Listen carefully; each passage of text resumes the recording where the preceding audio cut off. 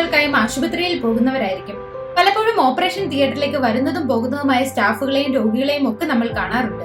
Operation തിയേറ്ററുകളിൽ എന്തുകൊണ്ടാണ് കൂടുതലായും പച്ച അല്ലെങ്കിൽ നീല നിറത്തിലുള്ള വസ്ത്രം ധരിക്കുന്നതെന്ന് നിങ്ങൾ ചിന്തിച്ചിട്ടുണ്ടോ? അതിന്റെ രഹസ്യം ഇതാണ്.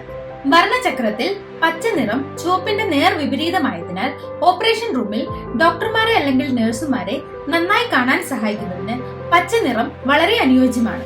ശസ്ത്രക്രിയക്കിടെ രോഗിയുടെ രക്തരൂക്ഷിതമായ പാടുകൾ ഉൾപ്പെടെയുള്ള ചുവന്ന കാര്യങ്ങളെക്കുറിച്ചുള്ള ഒരു ഡോക്ടറുടെ കാഴ്ചപ്പാട് തന്നെ പുതുക്കാൻ പച്ച അല്ലെങ്കിൽ നീല നിറങ്ങൾക്കാവും. ഇക്കാരണത്താൽ പച്ചയും നീലയും നിറങ്ങൾ ഒരു സർജന്റെ വിഷ്വൽ ആക്യുറ്റി മെച്ചപ്പെടുത്താൻ സഹായിക്കുക മാത്രമല്ല, ചുവപ്പിന്റെ വ്യത്യസ്ത ഷെയ്ഡുകൾക്ക് അവരെ സെൻസിറ്റീവ് ആക്കുകയും ചെയ്യും.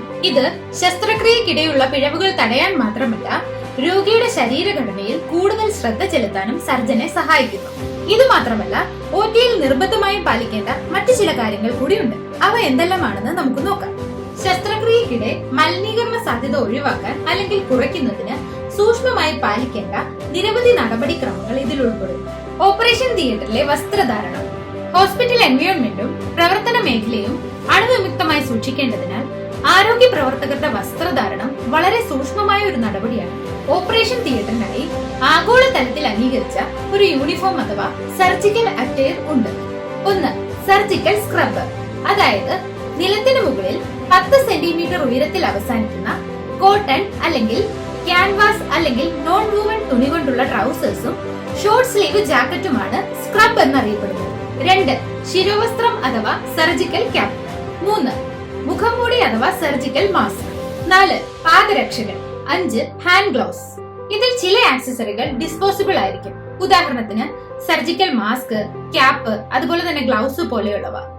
ഡിസ്പോസിബിൾ അല്ലാത്തവ സർജിക്കൽ ഇന്റർവെൻഷന് ശേഷം സ്റ്റെറിലൈസേഷനായി വിടുന്നു. കൈകളുടെ ശുചിത്വവും അണുവിമുക്തമായ അന്തരീക്ഷവും.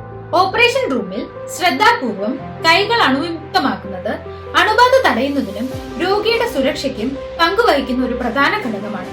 പ്രത്യേകിച്ച് കൈകളിലെ ആഭരണങ്ങളും വാച്ചും നീക്കം ചെയ്ത് യൂണിഫോം ധരിച്ച ശേഷം ശിരോവസ്ത്രവും മാസ്കും ധരിക്കുന്നതിനു മുമ്പ് സർജിക്കൽ ഹാൻഡ് വാഷിംഗ് നടത്തണം. രോഗികൾക്ക് അണുവിമുക്തവും സുരക്ഷിതവുമായ അന്തരീക്ഷത്തിനാണ് മുൻഗണന നൽകേണ്ടത്.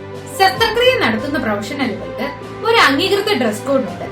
IMAയും ഈ പ്രോട്ടോകോളുകൾ പാലിക്കപ്പെടുന്നതിനായി നിലകൊള്ളുന്നു. കണക്കുകൾ അനുസരിച്ച് സർജിക്കൽ സൈറ്റിലെ അണുബാധകൾ മുഴുവൻ ഹോസ്പിറ്റൽ ഇൻഫെക്ഷനുകളുടെയും 14 മുതൽ 17% വരെയും, നോസോകോമിയൽ അണുബാധകൾ ശസ്ത്രക്രിയാ രോഗികളിൽ 38% വരെയുമാണ്.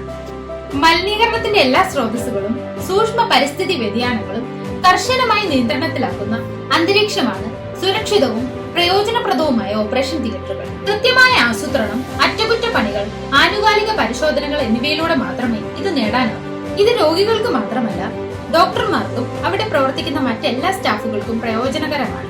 ശാസ്ത്രീയമായി തെളിയിക്കപ്പെട്ട പ്രോട്ടോകോളുകൾക്ക് മാറ്റങ്ങൾ വന്നാൽ അത് അവിടെ പ്രവർത്തിക്കുന്ന എല്ലാ സ്റ്റാഫുകളെയും, OT-യിൽ ജീവൻ നിലനിർത്താൻ പോരാടുന്ന രോഗികളെയും പ്രതികൂലമായി തന്നെ ബാധിക്കും. അതിനാൽ രോഗികളുടെ സുരക്ഷയ്ക്ക് പ്രാധാന്യം നൽകുകയാവണം നമ്മുടെ പ്രഥമ കർത്തവ്യം എന്ന ഉത്തമ ബോധ്യത്തോടു കൂടിയാവണം മാറ്റങ്ങൾ. നമ്മുടെ ചാനൽ കാണുന്നവരിൽ 68 മുതൽ 70% വരെയുള്ളവർ സബ്സ്ക്രൈബ് ചെയ്യാതെയാണ് വീഡിയോകൾ കാണുന്നത്. അപ്പൊ അവര് കൂടി ഒന്ന് ചാനൽ സബ്സ്ക്രൈബ് ചെയ്യുകയാണെങ്കിൽ അത് എനിക്ക് ഇതുപോലെയുള്ള വീഡിയോകൾ ചെയ്യാൻ ഒരു പ്രചോദനമായി തീരും. അപ്പൊ നമ്മുടെ ചാനൽ സബ്സ്ക്രൈബ് ചെയ്തേക്കണേ. ഇനി നമുക്ക് അടുത്ത വീഡിയോയിൽ കാണാം.